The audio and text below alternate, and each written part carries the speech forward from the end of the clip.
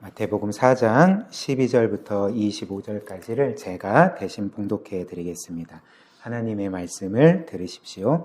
예수께서 요한이 잡혔음을 들으시고 갈릴리로 물러가셨다가 나사렛을 떠나 스불론과 납달리 지경 해변에 있는 가버나움에 가서 사시니 이는 선지자 이사야를 통하여 하신 말씀을 이루려 하심이라.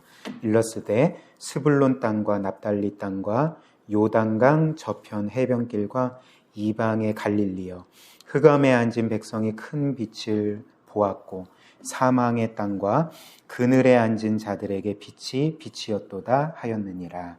이때부터 예수께서 비로소 전파하여 이르시되 회개하라, 천국이 가까이 왔느니라 하시더라.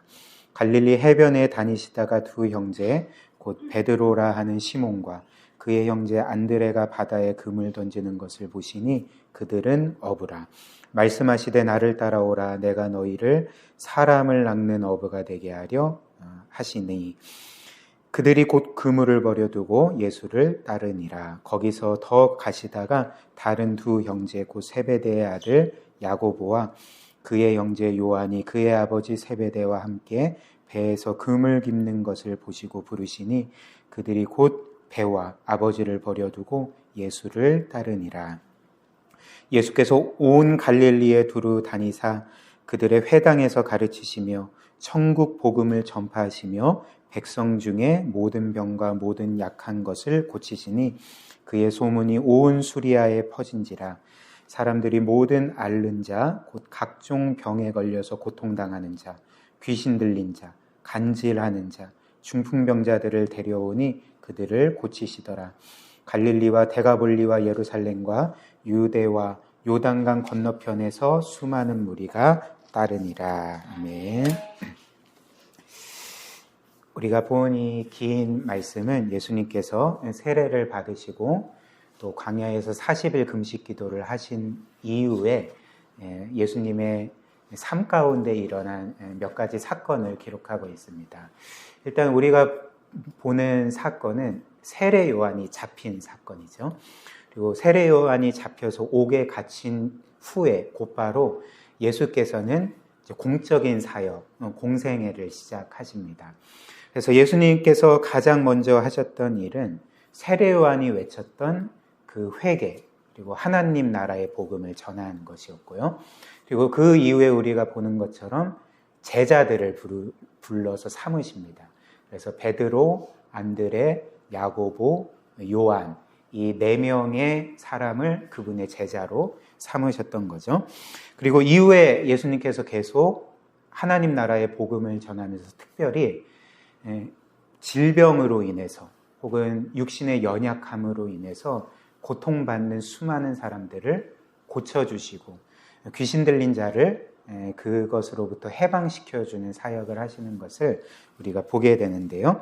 그래서 오늘 이 말씀, 이 4장 12절부터 25절까지의 말씀은 우리가 이후에 보는 예수님의 모든 공생애 가운데 예수님이 주요하게 하신 3가지 사역을 우리가 다 볼 수가 있습니다.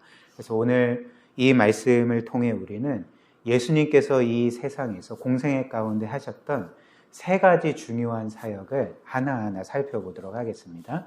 그래서 첫 번째로 예수님의 주요한 사역은 하나님 나라의 복음을 전하는 것이었죠. 그리고 두 번째는 병든 자들, 약한 자들을 고쳐주신 것이었고요. 그리고 마지막 3번째는 제자를 삼으시고 그들을 양육하신 것이었습니다. 우리 차례대로 함께 살펴보겠습니다. 첫 번째로 예수님은 공생애 동안 하나님 나라의 복음을 증거하셨죠. 그래서 말씀드린 것처럼 세례 요한이 잡힌 후에 곧바로 예수님은 그 복음을 전하기 시작하셨습니다. 17절 한번 보십시오. 이렇게 기록합니다. 이때부터 예수께서 비로소 전파하여 이르시되 회개하라, 천국이 가까이 왔느니라 하시더라. 이렇게 말씀을 하셨습니다. 예수님은 당시 사람들에게 회개하라, 천국이 가까워 왔느니라. 여기에서 천국은 마가, 누가, 요한복음에 나온 하나님의 나라와 이제 똑같습니다. 마태복음이 유대인들을 대상으로 쓴 복음서이고 유대인들은 하나님의 이름을 함부로 부르지 않고 그냥 하늘이라고 해서 그 하나님을 표현을 했던 거죠. 그래서 이 마태복음의 천국 혹은 하늘나라는 이제 다른 복음서에 기록된 하나님 나라와 이제 똑같은 말입니다. 그래서 예수님은 어찌됐든 회개하라, 하나님 나라가 가까이 왔다, 이렇게 선포를 하셨던 거죠. 그런데 이제 예수님의 이 복음 선포에서 우리는 이 회개와 하나님 나라가 다가오는 것이 연결되는 것을 보게 되지 않습니까? 그렇다면 회개하는 것과 하나님 나라가 가까이 오는 것이 이제 무슨 관계가 있을까라는 거죠. 일단 성경에서 이 하나님 나라라는 것은 하나님의 통치와 똑같은 말입니다. 이 나라라는 헬라어 단어가 우리가 보통 나라의 3요소 다 알지 않습니까? 국민, 영토, 주권인데 특별히 헬라어의 나라라는 단어는 이 주권을 강조하는 말입니다. 그래서 하나님 나라는 하나님의 통치 주권인 거죠. 그래서 예수님께서는 이렇게 외치신 거죠. 회개하라. 왜냐하면 하나님의 통치가 다가오기 때문에 그렇다. 이렇게 말씀을 하신 것입니다. 이는 무슨 말이냐면 왕이신 하나님께서 지금 너희에게 오고 계시다. 그리고 하나님은 이제 너희 모두를 통치하실 것이다. 그렇기 때문에 회개하라. 이렇게 선포를 하셨던 것입니다. 그렇다면 이는 바꿔 말하면 어떤 의미가 될까요? 지금 이렇게 그리스도의 복음을 듣고 있는 사람들이 왕이신 하나님의 통치를 거부하고 있다는 것, 그분의 통치를 거스르고 있다는 것, 그래서 각자가 마치 자신이 왕인 것처럼 삶의 주인인 것처럼 살아가고 있다는 것을 의미하지 않겠습니까? 그렇기 때문에 주께서는 이제 너희가 너희 삶의 주인이 아니라, 그리고 너희 삶의 주도권을 너희가 갖고 있으면 안 되고 하나님께서 너희를 다스리실 것이기 때문에 너희의 모든 삶의 주도권을 그분께 드려야 된다. 오고 계신 그 하나님, 그 만유의 주이시고 왕이신 분을 너희가 영접해야 된다. 그렇기 때문에 너희는 지금까지 너희가 너희 삶의 주인 된 것, 삶의 주도권을 쥐고 있던 것, 하나님의 주권과 통치를 거슬렸던 그 죄악들을 회개하고 돌이켜야 된다. 이렇게 복음을 선포하셨던 것입니다. 그래서 여기에서 우리가 이 회개가 무엇인지를 깨닫게 되지 않습니까? 이제 회개라는 것은 우리의 여러 죄악들을 잘못했다고 고백하는 것도 물론 회개지만, 회개의 핵심은 우리가 우리의 삶의 주도권을 쥐고 있고 또 우리가 우리의 삶의 왕이 된 것처럼 이렇게 살아갈 때에, 그래서 하나님의 주권과 통치를 거스르며 살아갈 때 이제 그것을 깨닫고 뉘우치고 우리의 삶의 주도권을 하나님께 드리는 것이 진정한 회개라는 것입니다. 따라서 우리가 살면서 여러 가지 죄악들을 회개할 때, 우리가 많은 죄악들을 짓지 않습니까? 그 죄악들을 회개할 때 여전히 우리의 삶의 주도권을 우리가 쥐고 있다면, 여전히 나의 삶의 주인이 하나님이 아니라 나인 것처럼 살아간다면 그것은 성경이 말하는 진짜 회개가 아닌 거죠. 우리가 회개해야 될 죄는 가장 근본적인 죄, 우리가 우리의 삶의 주인인 것처럼 살아가는 죄, 우리가 우리의 삶의 왕인 것처럼 살아가는 죄. 그래서 여러 가지 하나님의 말씀을 내가 나의 삶의 주도권을 놓치지 않는 한도에서만 지키고 나머지 삶은 내 뜻대로 살아가는 그 근본적인 죄를 회개하는 것, 이것이 바로 성경이 말하는 회개인 것입니다. 그래서 우리의 삶의 주도권을 하나님께 드려라라는 것이 이제 예수님의 복음 선포의 이제 핵심이었던 거죠. 그 다음 두 번째로, 예수님은 공생애 동안 여러 질병으로 인해 고통받고 있던 사람들을 고쳐주셨습니다. 23절과 24절입니다. 예수께서 온 갈릴리에 두루 다니사 그들의 회당에서 가르치시며 천국 복음을 전파하시며 백성 중에 모든 병과 모든 약한 것을 고치시니 그의 소문이 온 수리아에 퍼진지라. 사람들이 모든 앓는 자, 곧 각종 병에 걸려서 고통당하는 자, 귀신 들린 자, 간질하는 자, 중풍병자를 데려오니 그들을 고치시더라. 이렇게 전해주고 있죠. 이처럼 예수님께서는 하나님 나라의 복음만을 전하신 것이 아니었습니다. 즉 예수님께서 하신 사역은 사람들의 영혼만 구원하신 것이 아니라 이렇게 여러 질병과 육신의 연약함으로 인하여서 고통받고 있는 사람들을 고쳐주셨던 거죠. 그 모든 질병과 연약함으로부터 그들을 구원해 주셨던 것이 예수님의 주요 사역 중에 하나였습니다. 그리고 우리는 여기에서 사람들을 대하는, 사람들을 향한 예수님의 마음을 발견하게 되지 않습니까? 예수님의 마음은 어떤 것일까요?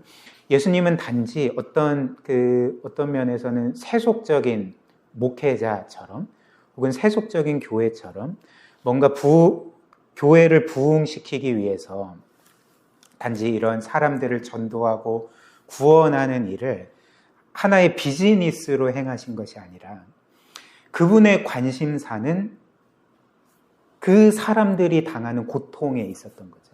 그 아픔과 슬픔에 있었던 것입니다. 그래서 예수 그리스도는 그들에게 복음을 전하셨을 뿐만 아니라 그들이 현재 겪고 있던 고통과 아픔과 슬픔들을 공감하셨고 그것으로 인하여서 마음 아파하셨고 그들을 긍휼히 여기셨던 거죠.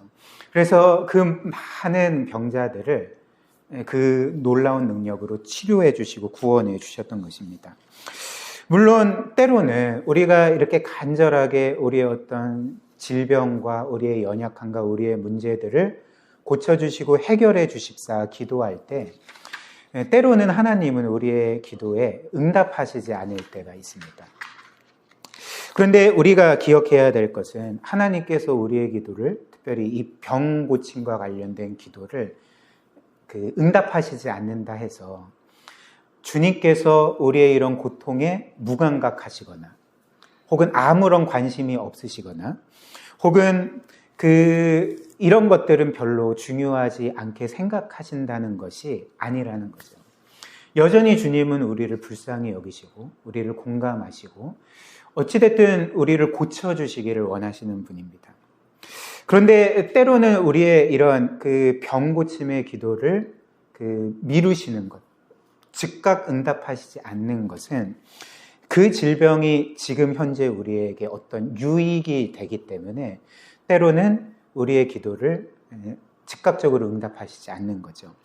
예를 들면 사도 바울이 그러했습니다. 그래서 사도 바울이 고백하는 바에 따르면 그는 그의 생애 가운데 어떤 큰 질병으로 인해서 고통을 받았던 것 같습니다. 그래서 바울이 그 질병을 표현하기를 나의 가시다, 사탄이 나에게 주는 가시다 이렇게 표현을 했고 이 질병이 고쳐지기를 주님께 3번이나 간절하게 기도했다. 3번 기도했다는 건 몇 분 동안 그렇게 연달아 3번 기도했다는 게 아니라 진짜 간절하게 오랜 기간 기도했다는 걸 의미하겠죠. 근데 주님의 응답은 무엇이었을까요?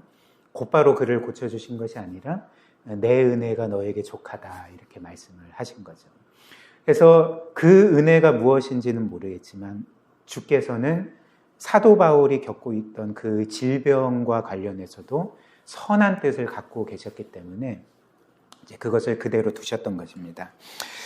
그런데 어찌됐든 말씀드린 것처럼 이런 기도의 미움이 우리를 향해서 주님께서 무관심 하시거나 혹은 우리의 어떤 고통을 그냥 무시하신다는 의미가 아닌 거죠. 주님은 여전히 고통 가운데 있는 자녀들을 긍휼히 여기시고 마음 아파하시고 고치기를 원하시고 도우시기를 원하시는 분이십니다. 이를 우리가 어떻게 알 수 있을까요? 이사야 53장에 보면 심지어 주님은 우리의 영혼의 구원뿐만 아니라 우리의 육신의 연약함이 나음 받도록 고난 받으셨다 이렇게 말하기 때문에 그런 거죠. 이사야 53장 5절에 이런 말씀이 있습니다. 그가 찔림은 우리의 허물 때문이요 그가 상함은 우리의 죄악 때문이라. 그가 징계를 받음으로 우리는 평화를 누리고 여기서 한번 주목하십시오.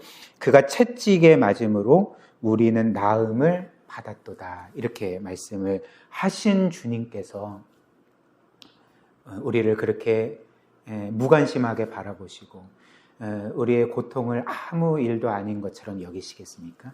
그렇지 않으시다는 거죠. 또한 예수님께서 병자들을 고쳐주신 것은 이제 예수님이 이루실 그 구원으로 인해서 장차 완성될 하나님의 나라가 어떤 곳인지를 우리에게 맛보기로서, 그림자로서 보여준 그 사건이라 할 수가 있습니다.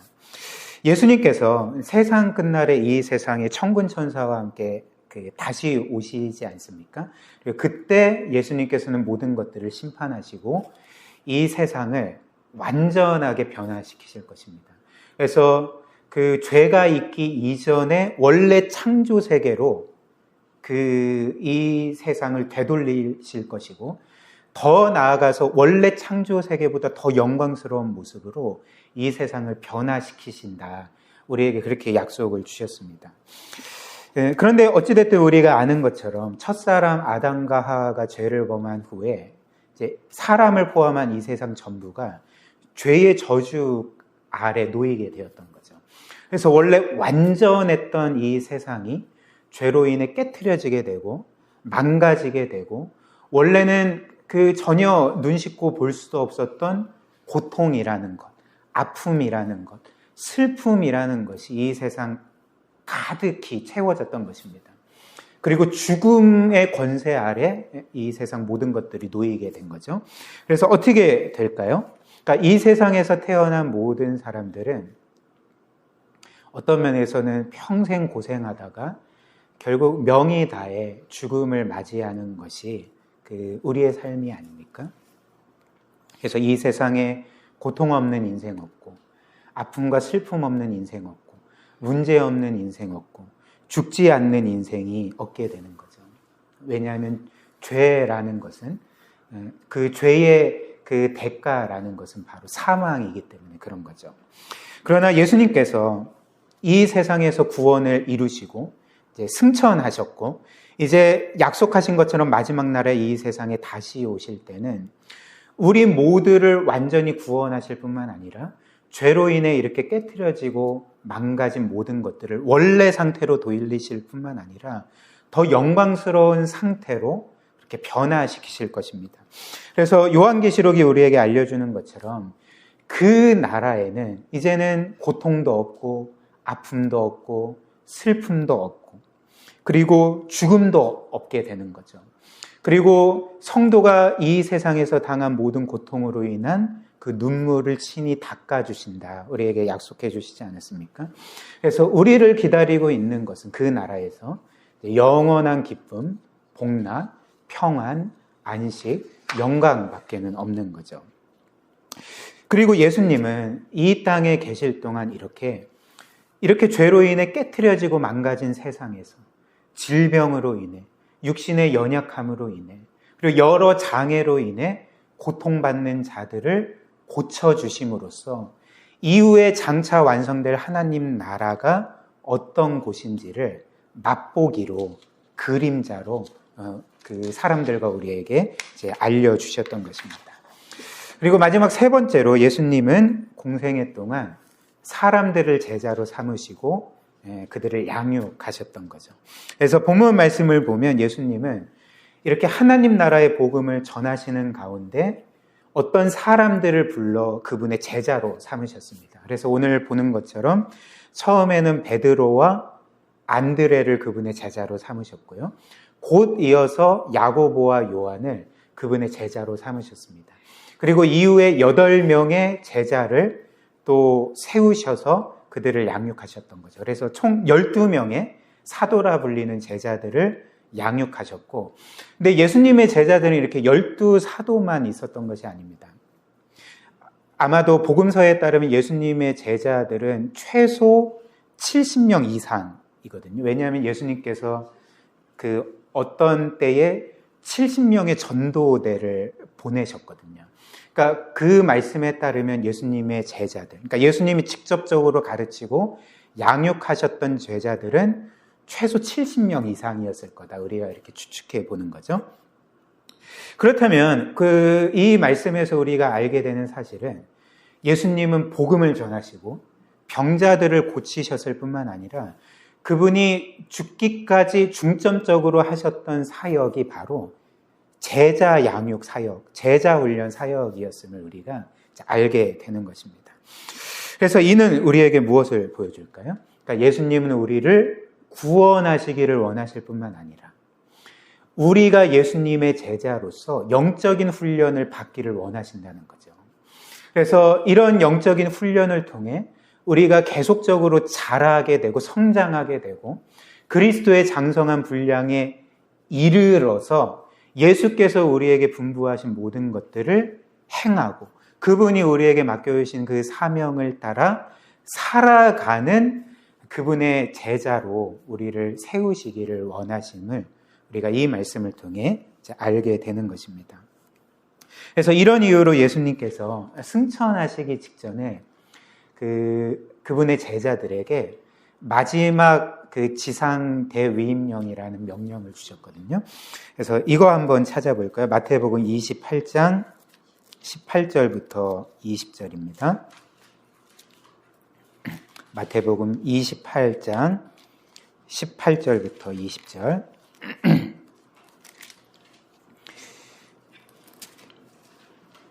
신약성경 53쪽입니다. 그래서 주님께서 이렇게 말씀하셨습니다. 한번 보십시오. 18절부터 읽겠습니다. 예수께서 나와 말씀하여 이르시되 하늘과 땅의 모든 권세를 내게 주셨으니 그러므로 너희는 가서 모든 민족을 제자로 삼아 아버지와 아들과 성령의 이름으로 세례를 베풀고 내가 너희에게 분부한 모든 것을 가르쳐 지키게 하라. 볼지어다 내가 세상 끝날까지 너희와 항상 함께 있으리라 하시니라 말씀하시며 하늘로 올라가셨습니다. 우리가 보는 이 마태복음 28장 18절부터 20절까지의 예수님의 마지막 유언과 같은 이 명령의 핵심이 무엇일까요? 단지 복음을 전하라는 것일까요? 땅끝까지 이르러 복음을 전하라는 것, 이걸까요? 아니면 영혼들을 구원하라는 것일까요? 그러니까 이 모든 것들이 맞지만 이게 전부가 아니라는 거죠. 예수님의 강조점은 영혼을 구원할 뿐만 아니라 그들을 어떻게 하라고 말씀합니까? 제자로 삼으라고 말씀합니다. 그리고 내가 너희에게 가르치고 그 분부한 모든 것들을 그들에게 가르쳐 지키게 하라 이렇게 말씀을 하셨던 거죠. 즉 예수님께서 원하신 것은 영혼 구원뿐만 아니라 그렇게 영혼이 구원받은 한 사람 한 사람이 예수님께서 가르치시고 분부하신 모든 것들을 배우고 행하는 것. 그래서 그렇게 영적으로 성장해서 예수님의 제자로서 그 사명을 따라 교회를 세우고 하나님 나라를 이루어가는 것을 주님께서는 우리에게 명하셨다는 것입니다. 그래서 이제 결론적으로 예수님께서 공생애 동안 하셨던 이 세 가지 사역, 복음을 전하고 연약한 자들을 돕고 또 제자를 삼고 양육하는 이 사역이 예수님께서 이 땅에서 핵심적으로 하셨던 사역이라면 이것은 우리가 핵심적으로 해야 될 사역이기도 하다는 것입니다. 왜 그럴까요? 우리가 에베소서 말씀에서 배운 것처럼 교회는 예수 그리스도의 몸이기 때문에 그렇기 때문에 예수님께서 이 세상에서 사시고 행하셨던 모든 일을 몸인 우리가 똑같이 행해야 된다는 거죠. 그래서 우리도 함께 이 세상에 복음을 전하고 연약한 자들을 돕고 그리고 그들을 구원할 뿐만 아니라 주께서 분부하신 모든 것들을 가르쳐 지키게 하는 그들을 온전히 제자로 훈련하고 그렇게 세우는 사역을 우리가 감당해야 할 것입니다. 그래서 주님께서 주신 이 세 가지 사역을 우리가 신실하게 감당하여서 주님의 뜻을 이루어드리면 좋겠습니다.